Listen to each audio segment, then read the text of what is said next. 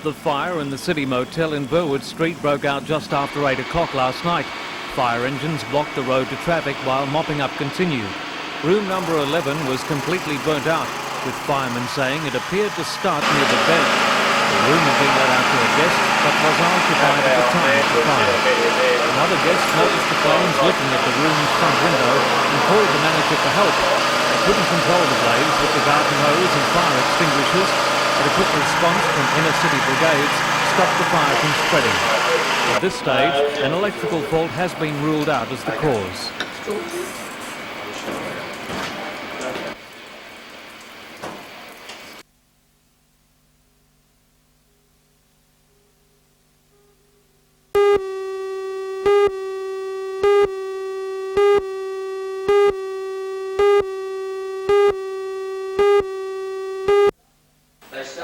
The residents don't want Calpers Street and Thomas Streets to be upgraded to connect the freeway with the city. They're concerned at volumes of heavy traffic through their suburb and the consequences it would impose on quiet streets. More than 75 residents met at Wallsend Public School last night to call on the DMR to find an alternative route. The meeting also called on Newcastle City Council to support the residents in their opposition and wants the chance to address a council meeting soon. The group's president, Ken Scott, says a route west of Wallsend to Sandgate would have overwhelming support. To prove their point, a petition will be circulated over the next few weeks.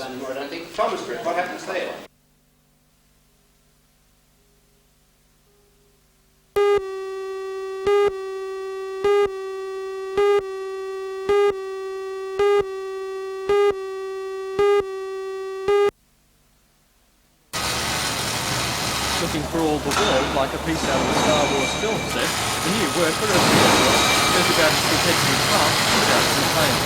It's difficult to complain when you have only one arm and no mouth. Rio World at Gateshead is a small metal welding firm employing 8 human staff. Management say that rather than replace any workers, the machine has secured their future by making the company more competitive. The GEC robot welder cost $100,000 to establish, and although the first 6 months of operation paid for the machinery, production is still well below its capacity. According to Managing Director Gary Beveridge, people still have a long way to go in accepting the capabilities of new technology. We feel that people tend to underestimate the capacity of the robots. Yes, the work that could be done by the robot, they think that it has to be done manually, it won't be capable. The robot is capable of welding to a preset pattern at 5 different locations. With the worker positioning new jobs while the machine is occupied elsewhere, the operation can go on continuously. According to the Beveridge, the quality of work done by the machine is at least as good as the tradesman. Rio World takes its name from another advanced piece of machinery developed in the Rio World machine makes the steering wheel used as foundations. The only one of its type in Australia, the device doesn't wait for the time consuming building site. Rio World has about 70% of the mesh used in new homes in the East Australia.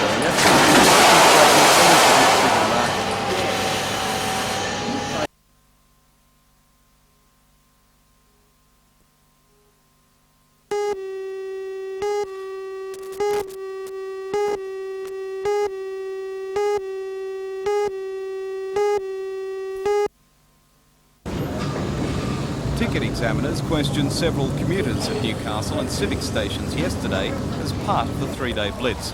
Of those interviewed, 5 were charged with fare evasion and now can face a fine of up to $200. Since it was launched in Sydney 2 weeks ago, the crackdown on fare evasion has resulted in at least 6,000 commuters being questioned. State Rail Authority Chief Executive Pat Johnson says the campaign is designed to encourage commuters to buy tickets and comply with the law. The blitz moves on to Broadmeadow and Wickham railway stations tomorrow morning.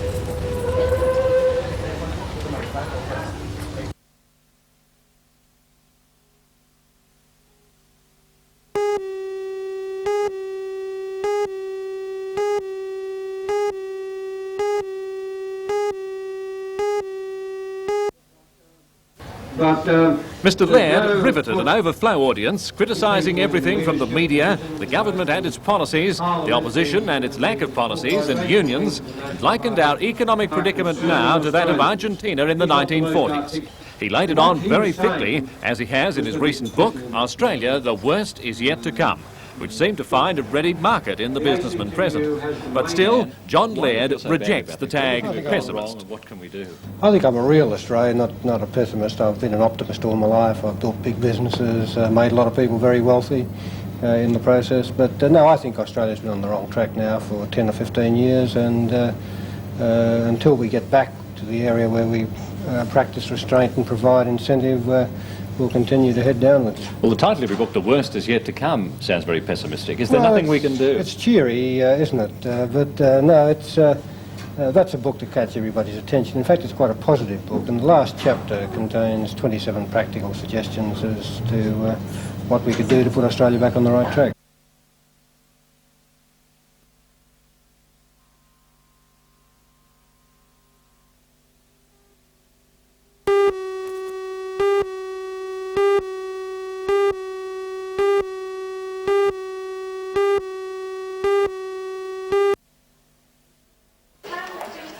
A shortage of teachers in the Northern Territory has forced its Education Department officials to take to the road and travel Australia speaking to students about teaching careers in the remote state. A lunchtime talk today at the Newcastle College of Advanced Education attracted 100 students. Bob Hale from the Northern Territory Education Department says last year 370 teachers were attracted from interstate. He says it's the first time he's been to Newcastle, with past trips having only been to capital cities. Despite its remoteness, Mr Hale says there are good reasons to pack and take up a teaching career in the Northern Territory. Lifestyle, climatic conditions. When I left Darwin on Sunday, it was 33 degrees and not a cloud in the sky. That is indicative of the type of weather we will be having through to the end of November. That, plus some financial inducements such as remote area allowances and schools that are well equipped. These, I think, are incentives that we could attract people to the Territory. Mr Hale flies to Adelaide tonight, where he'll spend 2 days speaking to student teachers there. That's right, it's about.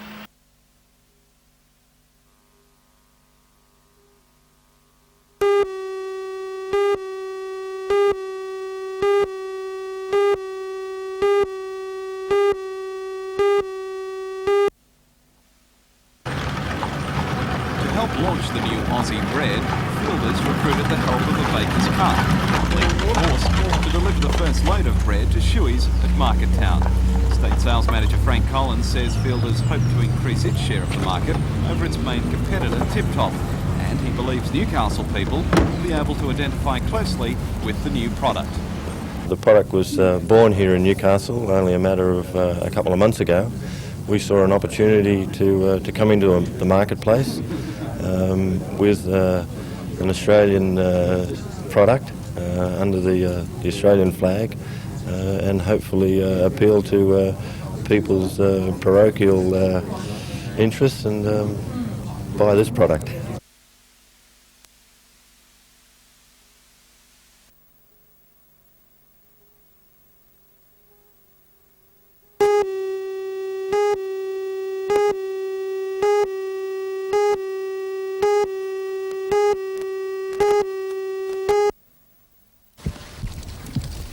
Police say the Mack truck towing a dog trailer was travelling north when the driver lost control and the vehicle skidded across the road into the path of ongoing traffic. It smashed into the Armco safety rail before overturning, spilling half of the 25-tonne load of coal onto the road.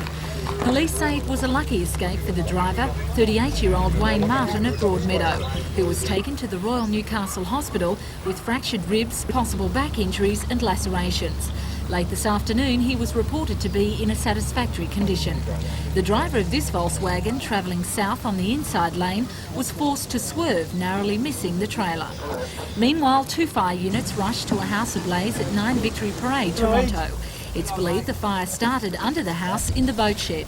A canoe and 4-metre fiberglass boat were severely damaged and the rear veranda was destroyed. The house was unoccupied at the time. After a police inquiry, a 45-year-old Toronto man was charged late this afternoon with malicious injury. Yes, it is.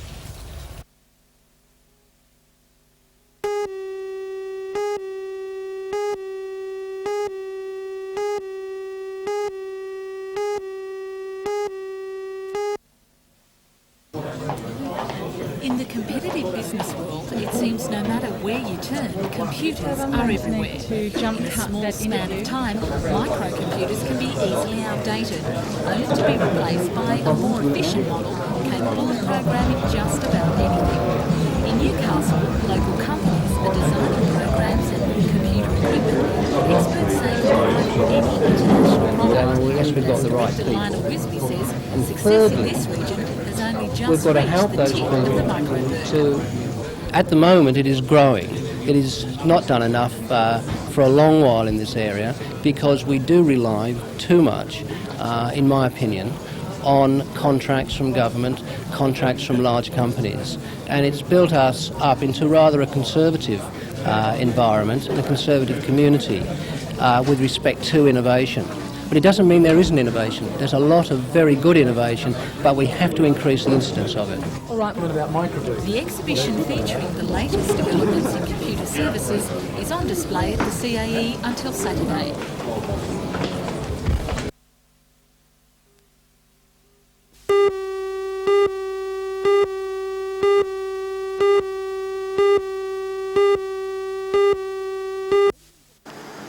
Millions of dollars worth of seafood, including prawns, mullet and black crab, is legally caught and sold in the Hunter region each year. During debate on the Fisheries and Oyster Farmers Bill in State Parliament yesterday, allegations of a lucrative black market were made.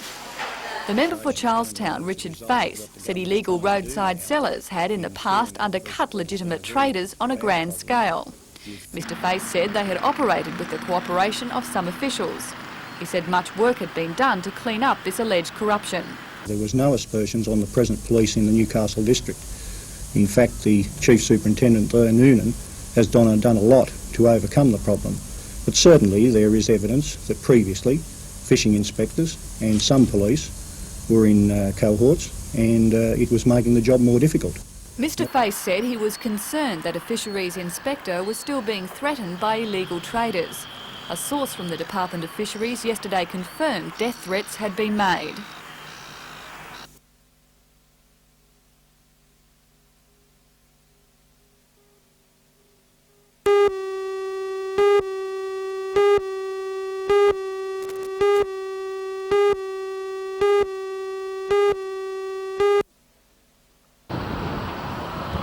This is Module 6, on its way from Newcastle to Barry Beach Marine Terminal in Victoria. In a few months, this module, containing control equipment, office space, a crew gymnasium and cinema, will be part of SOBHP's newest oil rig in Bass Strait, Brim. While Module 6 is on its way south, work on Brim's remaining components will continue here at Eglo Engineering's Kooragang Island yard. The individual modules range in weight from 540 to 1,200 tonnes. Brim is the 8th oil rig Eglo has built, and that's a proud achievement for the yard's 140-strong workforce. Within about 8 weeks, these will be completed and will, together with the module that's gone today, form the complete Brim platform. Obviously a good thing for Newcastle, though, to see this sort of construction going on. Oh yes, it's always good to see this sort of construction work in Newcastle, and we've been fairly fortunate over the years to have a fairly large involvement in it, and hopefully it will continue into the future. Have you got anything planned, say, for the next couple of months once this project's finished? Nothing official. We've got a few tenders in and a few things on the drawing board, and at this stage we're just hopeful.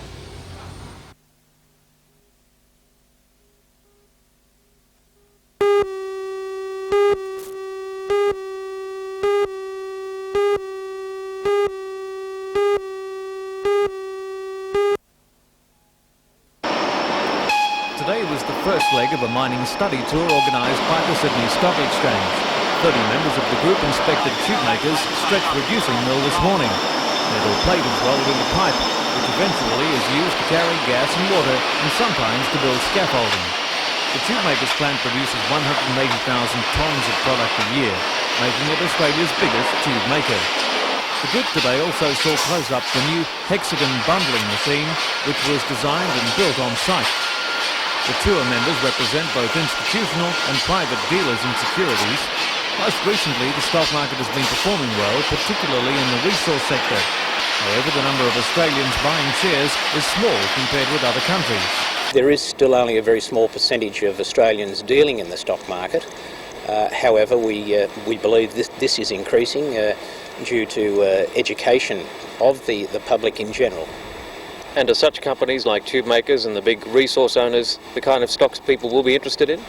Yes, they're the names that people know. Between tube makers and BHP, I think that they are two stocks that people are very aware of in Australia.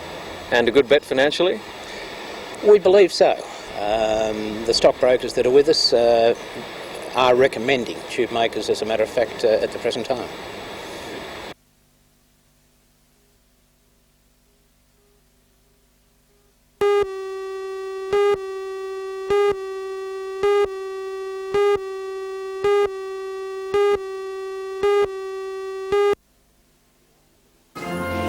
The Anglican Church in America says it was the Anglican or Episcopal Church which deviated from the Orthodox teachings. Archbishop Falk says it's been a long, hard 10 years to establish the new church, and he hopes the Australian Anglicans won't have to go through the same split. I hope it doesn't, but there are no guarantees anywhere in Christian history. Even St. Paul, in his letter to the Christians at Rome, said branches on the vine can wither and drop off. But it needn't happen, and I pray God it won't. Bishop of Newcastle, Alfred Holland, has refused to meet Archbishop Falk, saying that he disagrees with his stand on the ordination of women and other issues, and he says he won't encourage disunity within the church. I like to call a spade a spade. I don't agree with what he's doing, and so consequently I want to say so, and I certainly won't go in for any sort of soft peddling or looking at the situation through rose-coloured glasses. The situation is serious. I don't believe in disunity, and I won't stand for it.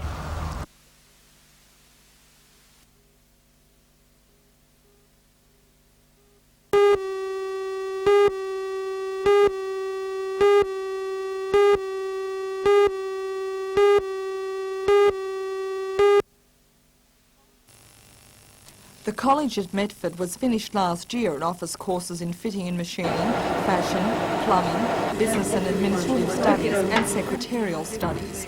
Already the courses are filling up, with some 2,600 students enrolled. In opening the college, the Education Minister, Rod Cavalier, says this is becoming an increasing problem for the government because as more facilities are supplied, the demand increases at an even greater rate.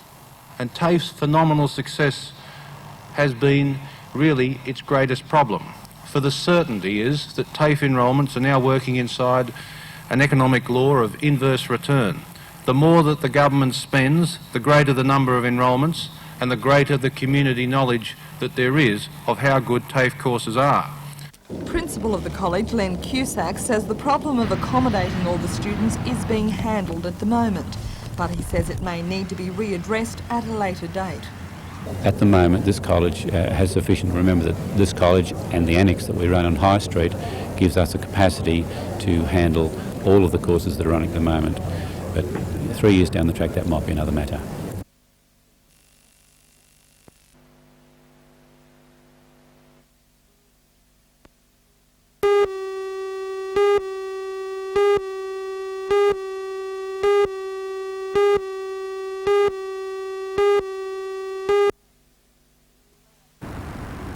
This land, which now accommodates a section of railway line and storage sheds, is the trade-off for the city receiving the Harbourside Park.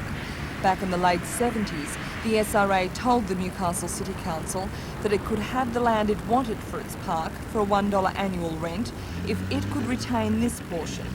The SRA wants to sell this land, which is zoned commercial residential, to finance the relocation to Broadmeadow.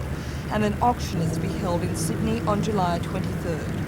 Lord Mayor John McNaughton says while this was a generous deal, he believes the flatter portion of the land should be bought by the council to extend the park. But at this stage, he's not sure how the city can pay for it. It doesn't really have enough to buy it. That's a very difficult thing that needs to be arranged. But the simple fact of the matter, if the people of Newcastle want that land, we'll have to purchase it. And I think that's fair. The government was very, very liberal with the city of Newcastle when they made that plan in 1980. They gave us 3/4 of their land and they only retained enough to get the money back to shift the workshops. Now, if we want some more, I think it's only fair that we pay for it.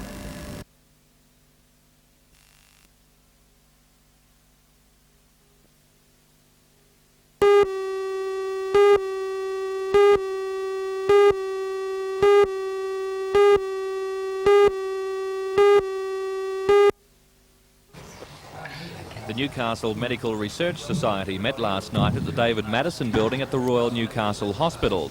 Research projects discussed included growth of cancer of the bowel, the way antibiotics work in children with cystic fibrosis, and how a new treatment for skin cancer works.